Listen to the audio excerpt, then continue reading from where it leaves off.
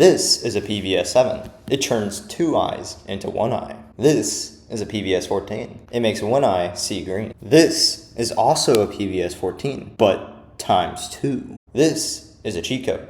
We don't talk about that. And this is what everyone actually thinks of when they think of night vision, until they see the price tag. Now, before beginning this video, I need to make some minor adjustments. Now we can continue. So right here you have the generic PVS-14, okay? And what I'm gonna show you is how it functions, the kind of specs and stats that people show on a website, and I'm gonna explain what those are, okay? And first we're gonna start with seeing what that looks like. This is your average website selling a PVS-14, okay? And as you see, it has a lot of information on it. It's very confusing. So first you have SNR, which is your signal to noise ratio. Then we have the resolution, okay? Then we have electronic background illumination. We then have the halo effect. And after that, we have luminous gain. And finally, we have figure of merit. We also have the tube manufacturer, and then as well with that comes usually what type of tube it is, green phosphor or white phosphor. Now, I know I just gave you a bunch of random stats that don't make any sense, okay? The two big ones you really need to pay attention to are SNR, which is your signal to noise ratio, and res, which is your center line pixel resolution. Now, starting with signal to noise ratio, what you're gonna find is basically the higher the number, the better the image quality is. When you actually are looking through a night vision device, the higher the SNR, the higher amount of a correct image is being shown. So, for example, with this image, you can not see clearly what is being shown. Like, it's not coming through correctly. However, with this one, you can more easily see the foliage and the image being displayed. And that is effectively what SNR is doing, okay? The higher it is, the less noise is being shown on the image, okay, that you can see. Now, all that being said, when you're looking at a PVS-14 and you're like looking at the specifications on them, a lot of the times what you're gonna see is they generally are gonna be above 20 SNR, okay? The number is gonna be 20 or above. And what you really want is, if you're ever going to purchase one, try to get a PVS-14 that has roughly 25 or more SNR, okay? And depending on whether or not you get green phosphor or white phosphor, you will then be able to get a discount on the SNR level of it, okay? Because SNR heavily affects the quality of the image you're seeing. If it's very low and it's a white phosphor tube, or if it's very high in a green phosphor tube, okay, that could very much sway which one you would ever want to use, right? And generally speaking, there isn't really a difference between white phosphor or green phosphor. However, people often do charge differently for it. I personally have gotten a green phosphor. That is where the videos and images from it will come. And I'll also show you a video of what it looks like to see through a good green phosphor tube. It's not the best, and here's the specs for it. But it is decent for what I was able to get for it. And I do think if you're going to get one, this is what you get to see with it, and I think this is pretty good. And from the white phosphor tubes I have seen through, and from what I've seen and read, basically there is no actual discernible viewing difference between the two. Now, the reason why I say res and SNR are the most important stats is because those two combined give you your figure of merit measure, okay, which is the FOM. And it doesn't mean anything on its own because it is just a multiplication of the SNR to the res. But if you have a very low FOM, generally speaking, you have a low quality image you're looking through.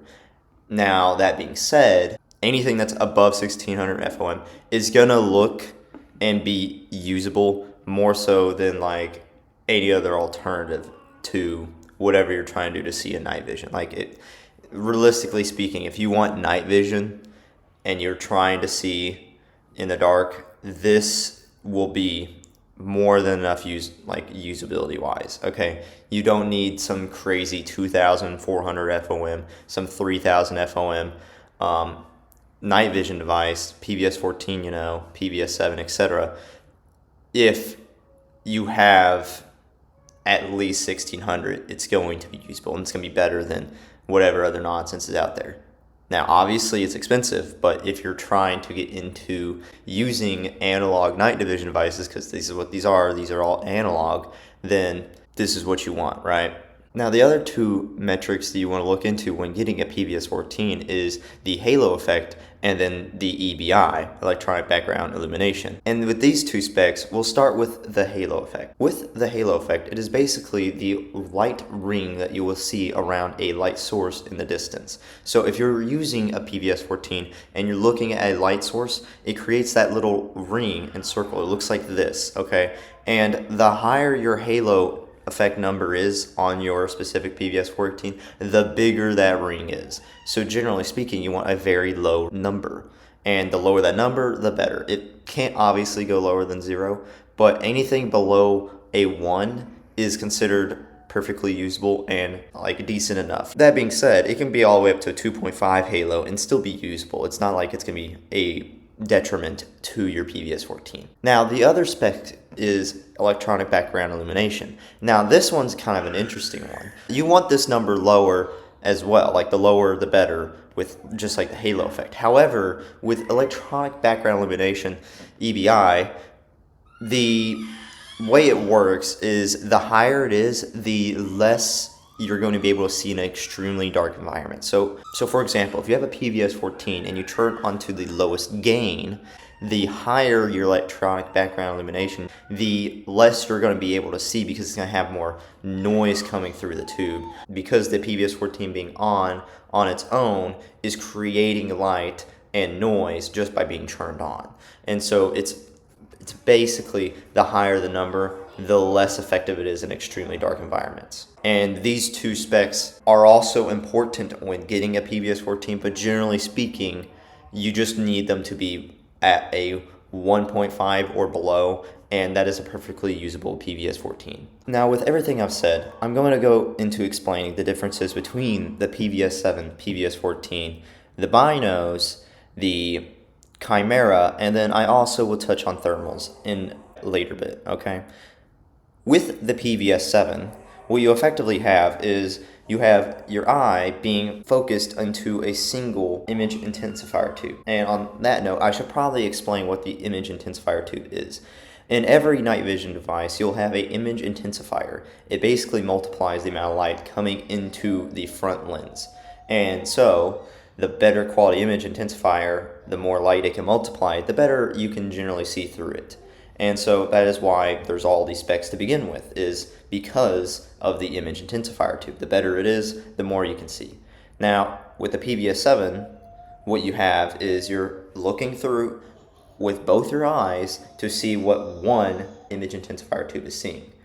The benefits of this is that you have both eyes seeing in the night, but like generally speaking, it's not better than just having a regular PVS 14, and because of how the image intensifier tube is what makes most of the cost of any of these analog night vision devices, it's basically the same price as them too. So you're better off usually with just getting a normal PVS 14, unless you have a specific reason for why you're wanting to have both eyes, or you just think it's cool. Now, that being said, that goes into the PVS 14. What is it? The PVS 14 is kind of the standard for analog night vision. It is a single tube that can go on a single eye that has a single image intensifier.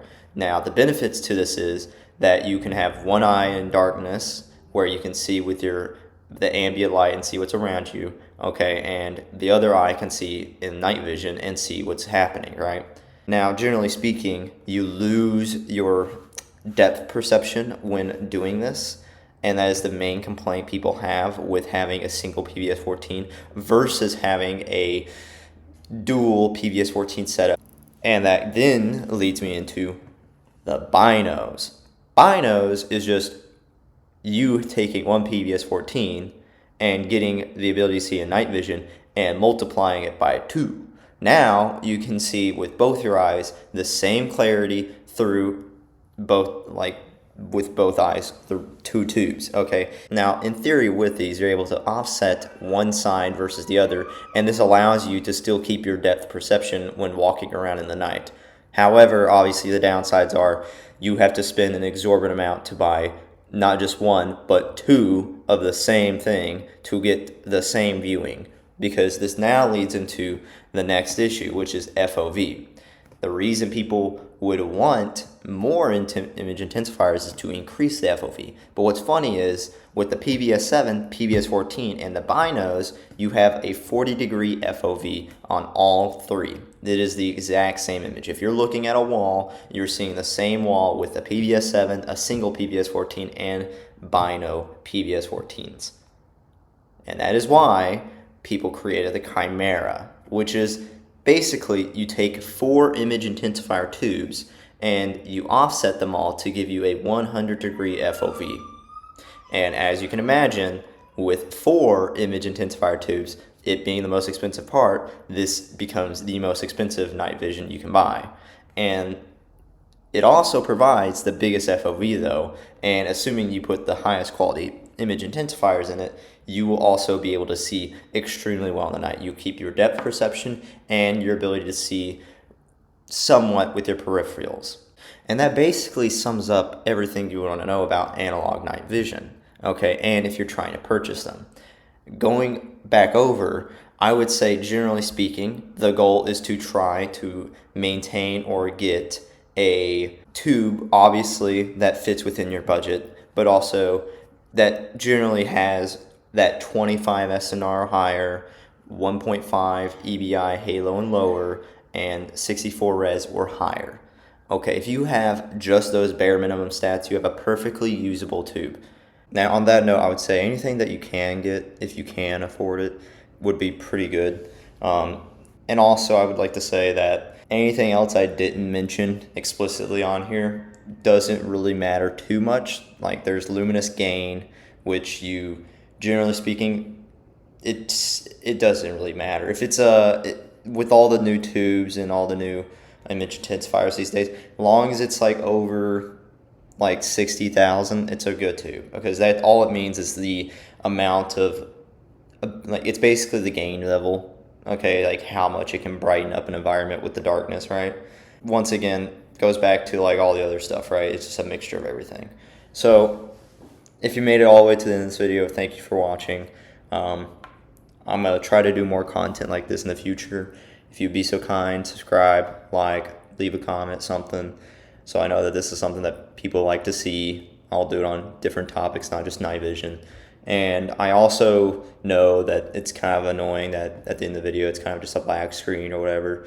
But I did want, if you actually made it this far, I'm hoping that you do just kind of listen to and watch, or listen to what I have to say, because this is my first time ever doing a video fully like this, fully editing, putting all this effort into one video. This didn't take as long as I thought it would, but at the same time, I did put a lot of effort into this, so I hope that if you did enjoy it, maybe share or something, because I'm sure the algorithm's not going to show this to many people. It's probably not going to get seen by much. If I get like 20 views on this, I'd probably be happy.